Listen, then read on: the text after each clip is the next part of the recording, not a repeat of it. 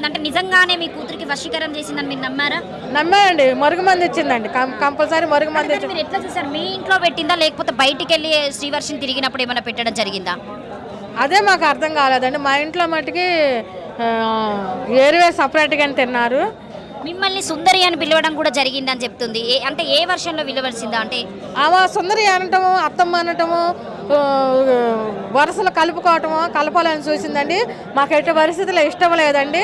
మేము అట్లా అనొద్దు, నువ్వు అసలు అనొద్దు, రావద్దు మా ఇంటికని మేము ఖండించడం జరిగిందండి. అంటే ఒక పరంగా చూసుకుంటే జనాలు మాట్లాడినటువంటి మాటలు ఏంటంటే శ్రీవర్షికి డబ్బు పిచ్చి. ఎందుకంటే అమ్మాయి చేసిన రీల్స్ అయినా ఎవైనా ఓయోలలో వెళ్ళి ఆ ఫొటోస్ వీడియోస్ అన్నీ రావడం జరిగింది ఇప్పుడు చూసుకుంటేనే.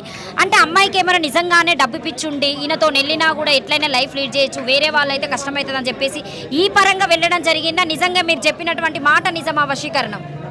నిజంగా ఓయోలో మా పాప ఎప్పుడు వెళ్ళదండి. ప్రూఫ్స్ ఉండవు, చూపిండండి. మా పాప మేము స్కూటీ కొన్నాము, కరెక్ట్గా కాలేజీకి వెళ్ళేది వచ్చేది, ఇంట్లోనే పండుకునేది ఆ పాప.